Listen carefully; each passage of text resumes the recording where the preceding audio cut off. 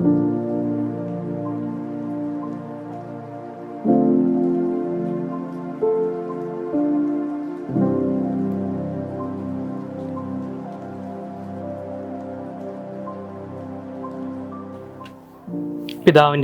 പുത്രൻ്റെയും റൂഹാദ് ഖുദ്ദൂസായുടെയും നാമത്തിൽ എന്നേക്കും ആമേൻ.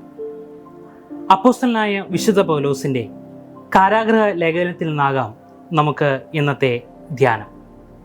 അപ്പോസ്തലനായ വിശുദ്ധ പൗലോസ് ഫിലിപ്പിയ സഭയ്ക്ക് എഴുതുന്നതായിട്ടുള്ള ലേഖനം, അതിൻ്റെ 3-ാം അധ്യായം 18 മുതൽ 21 വരെയുള്ള വേദവാക്യങ്ങളെ നമുക്ക് ധ്യാനിക്കാം.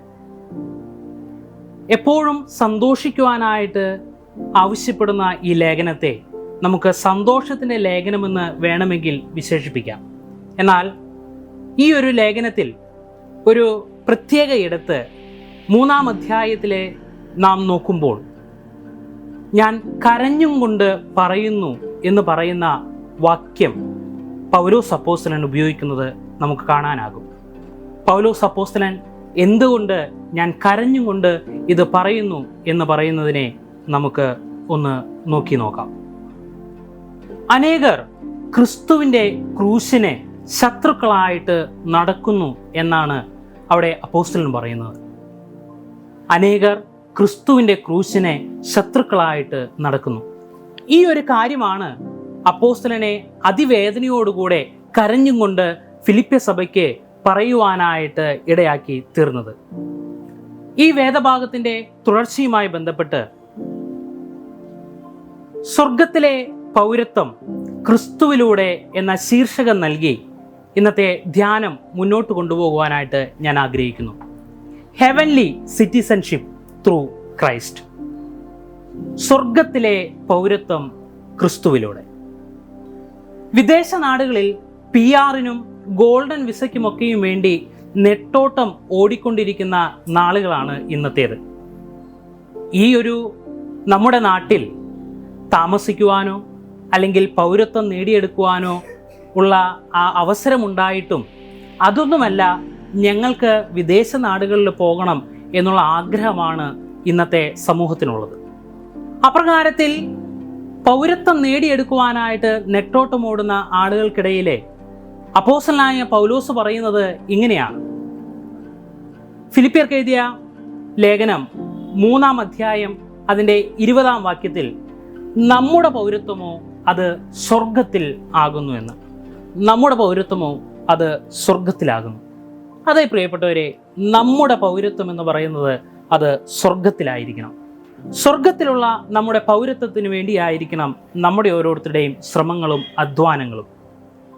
ഈ പൗരത്വവുമായി ബന്ധപ്പെട്ട് 2 ചിന്തകൾ നിങ്ങളുമായിട്ട് പങ്കുവയ്ക്കട്ടെ. ഒന്നാമത്തെ ചിന്ത, പൗരത്വം ഭൂമിയിൽ. മനുഷ്യർക്ക് ഈ ഭൂമിയിലെ പൗരത്വത്തെക്കുറിച്ചുള്ള ബോധ്യമാണ് ആദ്യമായിട്ടുണ്ടാകുന്നത്. അതുകൊണ്ട് തന്നെ പറയുന്നു, ഈ ഭൂമിയിലെ പൗരത്വം അത് എപ്പോഴും മനുഷ്യൻ്റെ ആവശ്യമായിട്ടിരിക്കുന്നു. നമ്മൾ നോക്കുക, നേരത്തെ തുടക്കത്തിൽ സൂചിപ്പിച്ചതുപോലെ എൻ്റെ ഒരു വിഷമം എന്ന് പറയുന്നത് അനേകർ ക്രിസ്തുവിൻ്റെ ക്രൂശിന് ശത്രുക്കളായിട്ട് നടക്കുന്നു എന്നുള്ളതാണ്. അങ്ങനെ ക്രിസ്തുവിൻ്റെ ക്രൂശിന് ശത്രുക്കളായിട്ട് നടക്കുന്നവർ, അവർ ഈ ഭൂമിയിൽ പൗരത്വം നേടുവാനായിട്ട് ആഗ്രഹിക്കുന്നവരാണ് എന്നാണ് പൗലോസ് അപ്പോസ്തലൻ പറയുന്നത്. നമുക്ക് അവരുടെ സവിശേഷതകൾ ഒന്ന് പരിശോധിച്ചു നോക്കാം. വാക്യം 18 പറയുന്നു, ഞാൻ പലപ്പോഴും നിങ്ങളോട് പറഞ്ഞതുപോലെ അനേകർ ക്രിസ്തുവിൻ്റെ ക്രൂശിനെ ശത്രുക്കളായി നടക്കുന്നു എന്ന് ഇപ്പോൾ കരഞ്ഞും കൊണ്ട് പറയുന്നു. അവരുടെ അവസാനം നാശം, അവരുടെ ദൈവം വയറ്, ലജ്ജയായതിൽ അവർക്ക് മാനം തോന്നുന്നു. അവർ ഭൂമിയിലുള്ളത് ചിന്തിക്കുന്നു. അവരുടെ പ്രത്യേകതകൾ ഇതൊക്കെയാണ്. അവർ ചിന്തിക്കുന്നത് ഭൂമിയിലുള്ളതിനെ കുറിച്ചാണ്. ഭൗമികമായിട്ടുള്ള യാഥാർത്ഥ്യങ്ങളിലെ മുഴുകിക്കിടക്കുകയും അതുമാത്രം നേടിയെടുക്കണമെന്നുള്ള ആഗ്രഹത്തോടുകൂടെ പ്രവർത്തിക്കുകയും ചെയ്യുന്നവർ. ഈ ഭൂമിയിലെ മാനമാണ് വലിയത്, ഈ ഭൂമിയിലെ അധികാരങ്ങളാണ് വലിയത്, ഇവിടെ നിന്ന് ലഭിക്കുന്നതാണ് എല്ലാം എന്നുള്ളതിനെക്കുറിച്ച് ചിന്തിക്കുകയും അതിന് മാത്രം വേണ്ടി അധ്വാനിക്കുകയും ചെയ്യുന്നവർ. അവർക്ക് സ്വർഗീയമായതിനെക്കുറിച്ചുള്ള ചിന്തകളില്ല. അവരുടെ ദൈവം എന്ന് പറയുന്നത് അവരുടെ വയറ് തന്നെയാണ്. വയറെന്ന് പറയുമ്പോൾ എൻ്റെ തൃപ്തി അത് എവിടെയാണ്? അതാണ് എൻ്റെ ദൈവം. എനിക്ക് എൻ്റെ ഈ ലോകത്തിലുള്ള മാനങ്ങളാണ് തൃപ്തി നൽകുന്നതെങ്കിൽ അതാണ് എൻ്റെ ദൈവം. അങ്ങനെയുള്ളവരോട് പൗലോസ് അപ്പോസ്തലൻ പറയുന്നു, അവരുടെ അവസാനം നാശമാണെന്ന്. ഇന്ന് നമ്മളോടും ചൂണ്ടിക്കാണിച്ച് പറയുകയാണ്, എൻ്റെയും നിങ്ങളുടെയും ദൈവം എന്ന് പറയുന്നത് അത് വയറാണെങ്കിൽ, എൻ്റെയും നിങ്ങളുടെയും മാനം എന്ന് പറയുന്നത് ദൈവരാജ്യത്തിന് ഭോഷത്വമായിട്ടുള്ളതാണെങ്കിൽ, അതിന് ലജ്ജാകരമായിട്ടുള്ളതാണെങ്കിൽ, എൻ്റെയും നിങ്ങളുടെയും പ്രത്യാശ എന്ന് പറയുന്നത്, അല്ലെങ്കിൽ നമ്മൾ നോക്കിക്കാണുന്നത് ഈ ഭൂമിയിലുള്ളതിനെ മാത്രമാണെങ്കിൽ, നമ്മുടെ അവസാനവും നാശം തന്നെയാണ്.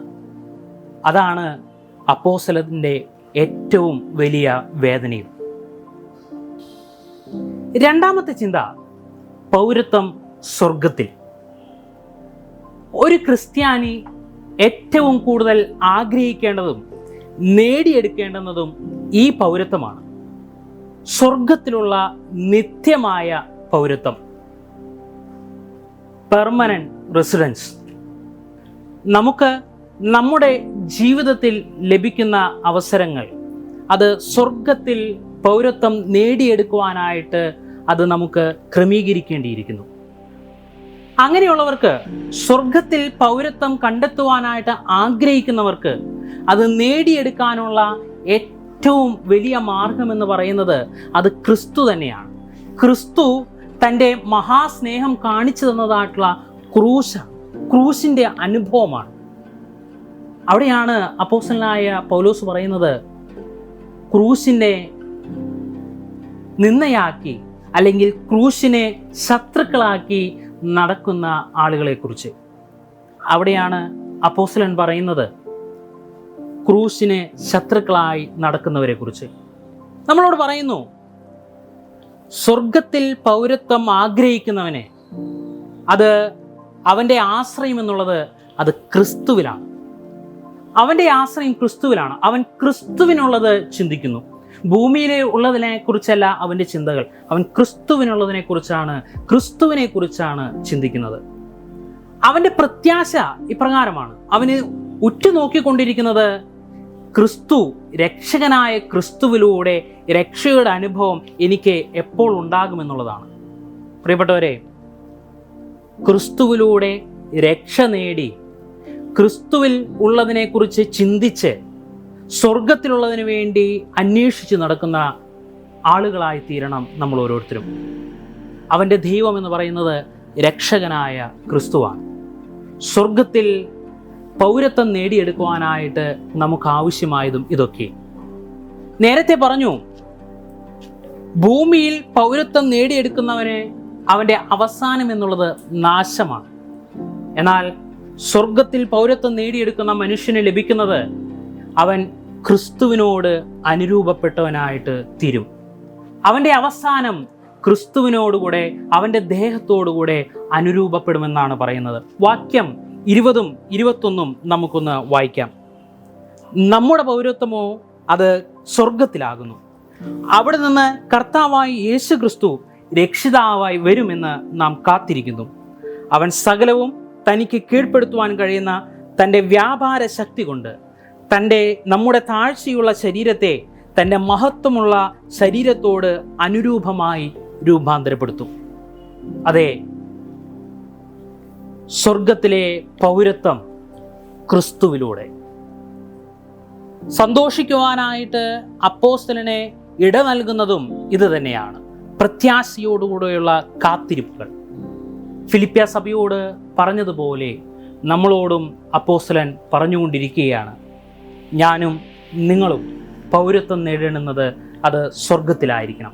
അത് നേടിയെടുക്കുവാനായിട്ട് നമ്മെ സഹായിക്കുന്നത് ക്രിസ്തുവും അവൻ്റെ ക്രൂശുമാണ്. Heavenly citizenship through Christ. അപ്പോസ്തലൻ നമ്മളോട് ആവശ്യപ്പെട്ടതുപോലെ സ്വർഗത്തിലെ പൗരത്വം നേടിയെടുക്കുവാനായിട്ട് നമുക്ക് സാധിക്കട്ടെ. ദൈവത്തിൻ്റെ പരിശുദ്ധാത്മാവ് ആയതിന് നമ്മെ സഹായിക്കുകയും ശക്തീകരിക്കുകയും ചെയ്യുമാറാകട്ടെ. ആമേൻ.